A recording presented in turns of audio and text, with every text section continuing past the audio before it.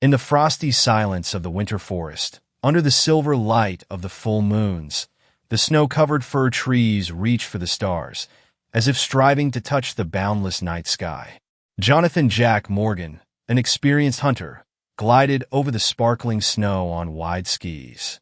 His movements were almost silent, like the forest itself, in which he had spent most of his life. The cold air bit into his face, but Jack was accustomed to the harsh conditions of the northern winter. His thoughts wandered far from the forest trails. He thought of home, where his wife was probably reading a bedtime story to their son. The boy had recently turned 8, and Jack often regretted not spending more time with him. However, he believed that his work was important. Hunting was not just a craft, but a method of preserving traditions and providing for his family. Suddenly, Jack's attention was drawn to a movement ahead. Against the brightly lit moonlit clearing, a silhouette stood out, clear and motionless. A lynx. Its graceful ears with tufts and thick tail looked like a living legend of the forest spirits. Jack froze, holding his breath. He hadn't seen this elusive animal in the wild for a long time. The lynx seemed part of the forest itself, its shadow, its secret. Seconds stretched endlessly as Jack slowly removed the rifle from his shoulder. His movements were honed by practice. But as soon as he aimed, the lynx suddenly disappeared, as if it had melted into the moonlight. He lowered the gun, feeling a strange excitement. Was this vision a result of fatigue, or had the animal really been there? Jack wondered whether to continue his journey. The night was cold, and the cabin he was heading to was only a few miles away. But something inside urged him to move forward. The lynx, a rare trophy, worthy of the best hunter. Perhaps it would be the culmination of his career, a symbol of his mastery. And yet, deep down, he couldn't shake the feeling that this forest ghost was something more than just prey. The moonlight slowly slid across the trees, casting eerie shadows. The forest seemed to come alive, filled with sounds and whispers of the wind. Jack adjusted his skis and slowly approached the direction where the silhouette had disappeared. A night full of mysteries awaited him, where every step promised something more than just a hunt. Jack followed the lynx's tracks, which wound through the dense fir forest. The moonlight, filtering through the snowy branches, played on the snow, turning the path into a silver ribbon. The tracks were clear, but the lynx seemed to deliberately choose complex routes. It would disappear behind massive tree trunks, then cross deep ravines. Clearly, it was playing its own game, testing the pursuer's persistence and patience. Jack's hunting mind was tense, but a growing sense of doubt echoed in his soul. He noticed that the lynx was not just running away. It knew he was following and deliberately kept its distance, as if observing him.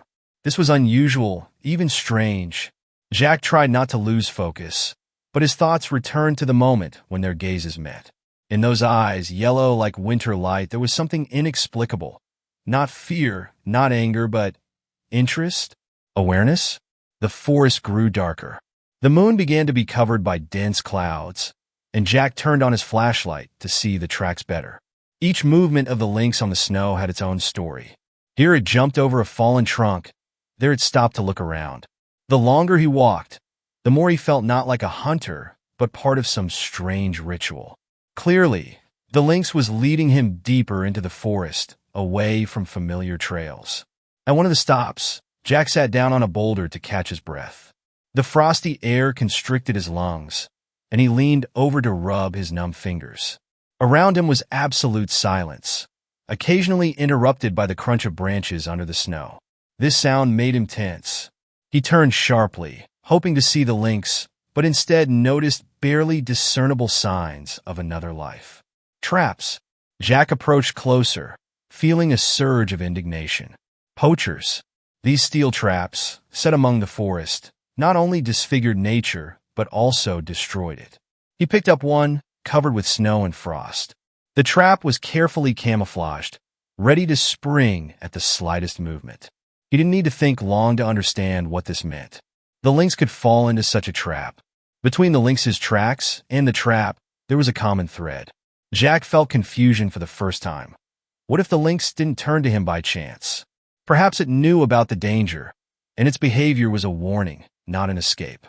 He carefully disarmed the trap and threw it aside. Now he faced a dilemma. Continue the hunt or stop? Inside him grew a feeling that this night he had encountered not prey, but something more than just a forest inhabitant. The lynx seemed to remind him of something important, but it hadn't revealed everything yet. Jack decided to end his journey. Now he felt that he was not following the lynx, but the meaning that might change his entire life. Jack continued through the forest, following the lynx's tracks, but his steps were no longer as confident as at the beginning. With each meter, he became more aware that this hunt was becoming something else, something more than just an attempt to catch a rare animal. The forest around him came alive, as if breathing with him.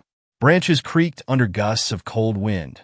The snow under his skis crackled like fragile glass. He suddenly stopped. Ahead, on a small clearing lit by the faint light of the breaking moon, the lynx appeared again. This time it stood motionless, its silhouette clearly outlined against the dark forest. The grace and quiet strength were mesmerizing. Jack raised his rifle, but his hands froze. The lynx looked straight at him, and in its gaze he saw not fear, but something else, as if it had asked a question. Suddenly, Jack felt like not a hunter, but a stranger in this forest. As he stood, unable to pull the trigger, the lynx slowly moved away and disappeared behind the trees. Its movements were almost silent, like the night itself. Jack lowered his weapon. What he had missed seemed not just an opportunity, but some critical meaning. However, instead of relief or regret, he felt a strange sense of fulfillment growing inside him. Moving on, Jack suddenly noticed that the lynx's tracks intersected with more traps. Only this time, a little to the side, he heard something. It was a faint, intermittent sound like a moan. Jack stopped, straining to listen. His heart beat faster when he realized that the sound was coming from the place where the poachers had left their traps. Approaching closer, he saw a young fawn caught in a trap. Its leg was clamped by steel jaws, and blood stained the snow around it in dark spots. The animal twitched, but its strength was clearly leaving it. Jack crouched down, put his weapon on the ground, and slowly approached the wounded deer. His breath caught from pity and anger. This was not hunting. This was cruelty. He examined the trap and carefully opened it, trying not to cause the animal more pain. The fawn tried to stand but immediately fell, unable to bear its own weight. Jack took off his jacket and wrapped the animal to warm it, then carefully looked at the wound. It was deep, but not fatal. If the fawn died here, it would die from the cold or become easy prey for predators. The decision came naturally. Jack carefully lifted the animal and headed towards his cabin. With each step, he felt something changing within him. This night was no longer about the lynx. Now it was about rescue, about protection. The lynx had not just led him deep into the forest. It had shown him another side of its world, a side he had ignored for years while hunting. When he finally reached the cabin, the first dawn was already breaking in the sky. Jack laid the fawn on an old blanket by the stove and began to treat the wound. His dog, Rocky, approached, barked softly, and cautiously sniffed the new guest. Jack smiled, petting the dog. "Now we'll heal him," he whispered, as if promising not only the animal, but also himself.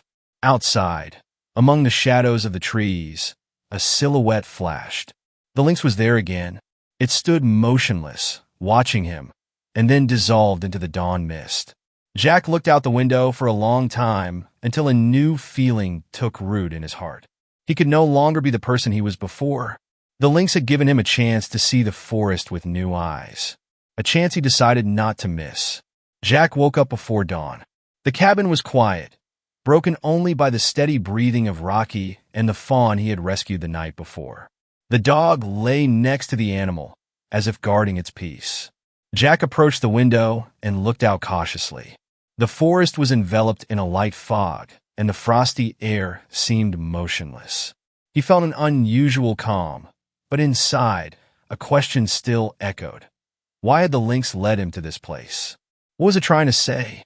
After a quick breakfast, Jack headed back into the forest. This time, he did not take his weapon. His hands, accustomed to holding a rifle, felt strangely empty, but he knew he wouldn't need it today. He found the same trail as the day before, following the faint traces of the lynx. It was still somewhere nearby. He could feel it. After a few hours, he reached a small clearing where the trees parted, forming a circular space flooded with the cold light of the rising sun. And there, at the edge of the clearing, stood the lynx. Its yellow eyes looked straight at him, but this time there was no fear or aggression in them, only silent expectation. Jack slowly approached the center of the clearing and stopped. The lynx did not move. Only the tip of its tail swayed slightly. It watched him intently, trying to understand his intentions. This was not just an animal. There was awareness in its behavior, a being that went beyond instincts.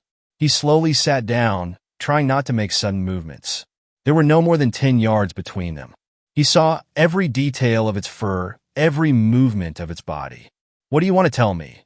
he whispered, knowing it wouldn't answer with words, but hoping to understand through its gaze. Suddenly, the lynx rose to its feet and took a few steps towards him. Its movements were smooth, almost silent. It stopped at a distance sufficient to make it clear that it was not afraid but did not seem too close. Their gazes met again, and Jack felt something changing within him. All these years he had spent in the forest, pursuing animals, seeing them as a means. But now he saw the forest. It was not a place for hunting, but a home for creatures like this lynx, for the fawn he had rescued, for all the beings that lived and struggled for survival here. He was part of this world, but not its master.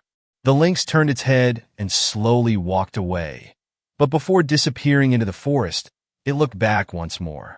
It was a sign. Jack stood up but did not follow it. He understood that this encounter was not for him to continue observing it, but for him to stop and realize. He could no longer be a hunter. The forest had changed him. Returning to the cabin, Jack felt a new feeling growing inside him. It was not fear of the future or regret for the past, but a firm desire to change something.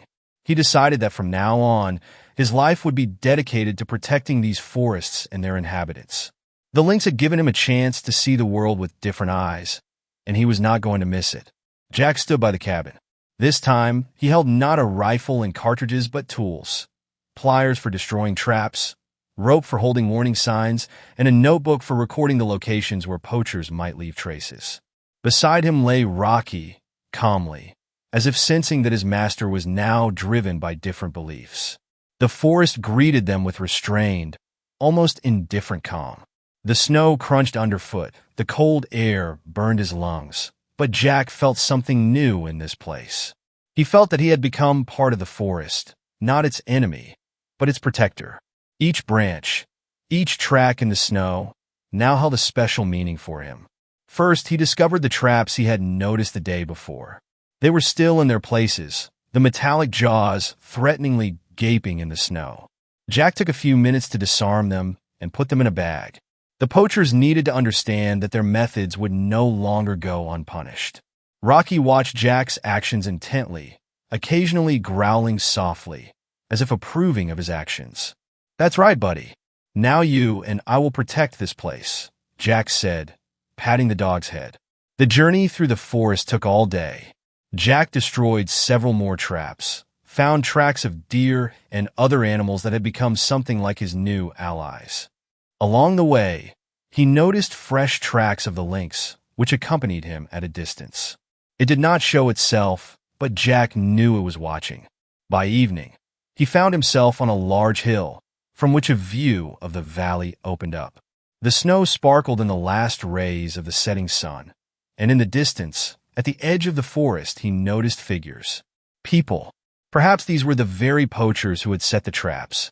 His heart beat faster, but instead of fear, Jack felt determination.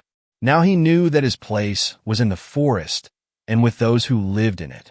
He took a notebook from his backpack and made a few notes about the location of the people he had seen. Then he took out a rope and began hanging warning signs on the trees so that any traveler would know that this was a protected area. His actions were no longer chaotic or impulsive. Each step was thoughtful and purposeful. When Jack returned to the cabin, the sky was already filled with stars, and the frost had intensified. Inside, he was greeted by the warmth of the stove and the quiet presence of the fawn he had rescued. The animal looked better. The wound had almost stopped bleeding. Rocky lay next to it, warming it with his body. Jack sat down on a chair and, looking at the fire, felt something he hadn't felt in a long time. Calm and purpose. For a moment, he thought he saw a silhouette outside the window. The lynx. Its yellow eyes flashed in the night, and it disappeared into the dense shadows of the trees. "Thank you," Jack whispered softly, understanding that it was the lynx that had guided him on this path. Now he had become not a hunter, but a guardian of the forest. Several weeks passed. Winter continued to reign in the forest, wrapping trees and trails in snow. In Jack's cabin, warmth and calm prevailed. The fawn he had saved grew stronger, and one night left for the forest, as if gratefully saying goodbye. Rocky, the faithful dog, watched every step of his master, now not as a hunter, but as a guardian of this place. Jack sat on the porch of the cabin, looking out at the vast expanses of the snow-covered forest. In his hands he held an old rifle. It was no longer a weapon, but a reminder of the past he had decided to leave behind. He stood up, approached the wall of the cabin, and hung the gun on a hook. Now it was a symbol of change, a symbol that his life was no longer connected with destruction. The forest seemed calm, but Jack knew this calm was deceptive. During this time, he had managed to expose the poachers, pass the data to the Forest Service, and help destroy their traps. He felt that his work was just beginning. This was something more than protecting the forest. It was atonement for all the years of hunting when he did not think about the consequences. On the horizon, a familiar figure appeared. The lynx. It stood on a hill, shrouded in mist, like a shadow of the forest, ready to disappear at any moment. Their gazes met again. This time, Jack did not feel wariness or fear in its eyes. It was the gaze of an equal, as if it accepted him in this world as its own. The lynx stood a little longer, then gracefully turned and disappeared into the dense thicket. Jack smiled. He knew he would never see this forest the same way again. He had become part of it, and the lynx had become his symbol. It had given him a new path, a new outlook on life and freedom. As the sun set behind the line of trees, Jack looked up at the starry sky. He felt lightness and confidence. Now he was not just a man living in the forest. He had become its protector, its voice, and its guardian.